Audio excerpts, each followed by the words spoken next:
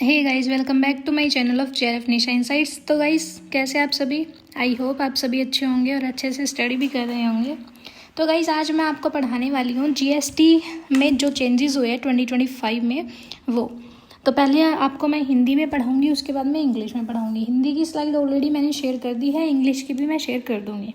तो पढ़ते हैं बिल्कुल ईजी लैंग्वेज में और कंपैरिजन के साथ में कि पहले क्या था अब क्या है। और ये जो वीडियो है वो सभी के लिए इम्पोर्टेंट होने वाली है, स्पेशली कॉमर्स वाले बच्चों के लिए तो और भी ज़्यादा इम्पोर्टेंट होगी, क्योंकि टैक्स में और लीगल एस्पेक्ट्स में ये सब आता है।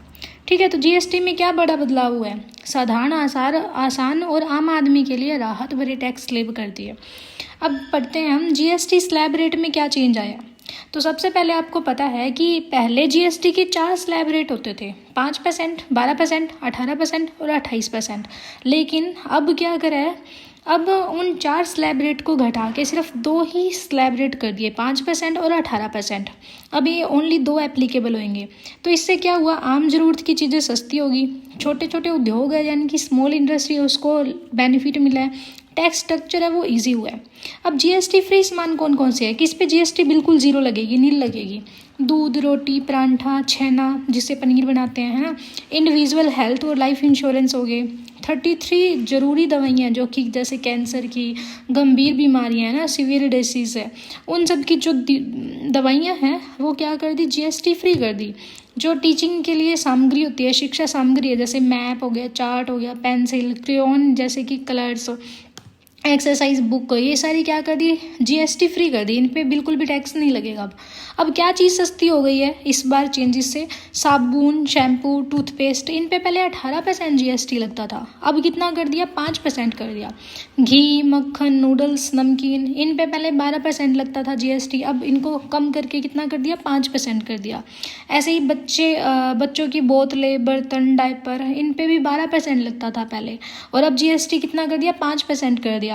32 इंच से बड़े जो टीवी है, एसी है, वॉशिंग मशीन है, उन पे पहले 28% जीएसटी लगता था, अब कितना कर दिया, 18%। ऐसे ही छोटी कारें और 350 सीसी यानी कि 350 सीसी तक की मोटरसाइकिलें हैं, छोटे इंजन वाली मोटरसाइकिलें हैं, उन पे पहले 28% जीएसटी लगता था, अब कितना कर दिया, कम करके 18%। लेकिन अब क्या चीज़ महंगी हो गई, पान मसाला, तंबाकू प्रोडक्ट हो गए, ये इन पे पहले 28% ही जीएसटी लगती थी, अब 40% जीएसटी कर दी।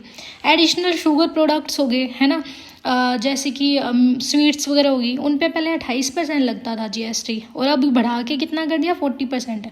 ऐसे ही नॉन एल्कोहलिक बेवरेज है, उन पे पहले 18% लगता था जीएसटी, अब कितना कर दिया, 40% कर दिया। कार्बोनेटेड ड्रिंक्स जैसे कि जो अपनी कोक, पेप्सी वगैरह होगी, है ना, और कैफिनेटेड ड्रिंक्स जैसे कि कोल्ड कॉफ़ी वगैरह होगी, है ना, उन पे पहले 28% जीएसटी लगता था, अब सीधा बढ़ा के 40% कर दिया। 350 सीसी से ज़्यादा इंजन वाली मोटरसाइकिल है, उस पर पहले 28% लगता था, लेकिन अब कितना कर दिया, 40%। ऐसे ही एयरक्राफ्ट, योट्स, लग्जरी कारें, इन पे पहले 28% जीएसटी लगता, अब कितना कर दिया, 40%। रिवॉल्वर, पिस्टल, इन पे 28% लगता था, इस पे भी 40% कर दिया। तो यहाँ पे मैंने आपके लिए कंपैरिजन चार्ट बनाया है, जिससे कि आप इजीली समझ सकते हो कि पहले क्या था अब क्या है। इससे आपको ज़्यादा समझने में आसानी होगी। अब इस बदलाव का उद्देश्य क्या है, क्यों करा है सरकार ने बदलाव? ताकि टैक्स स्ट्रक्चर ढांचा उसको सरल बना सके, आम आदमी पर जो जीएसटी का टैक्स का बहुत ज़्यादा होता था ना, उसको कम किया जाए, छोटी छोटी इंडस्ट्रीज है उसको बढ़ावा दिया जाए, जो हार्मफुल प्रोडक्ट है, हानिकारक उत्पाद है, उसका उपयोग कम से कम करे, बीड़ी, तंबाकू, सिगरेट, अल्कोहल, है ना।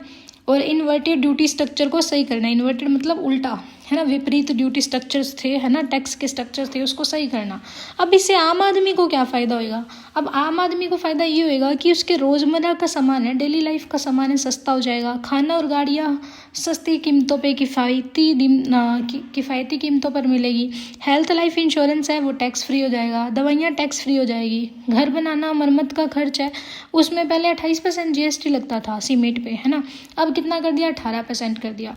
तो अब इसका उद्देश्य क्या है? इसका उद्देश्य यही है कि जो आम आदमी है, मिडिल क्लास लोग हैं, उनको तो हम राहत प्रोवाइड करें, है ना, ताकि कम से कम गरीब है और गरीब ना होता रहे, है ना, उसको भी चीज़ें मिले, फैसिलिटी मिले।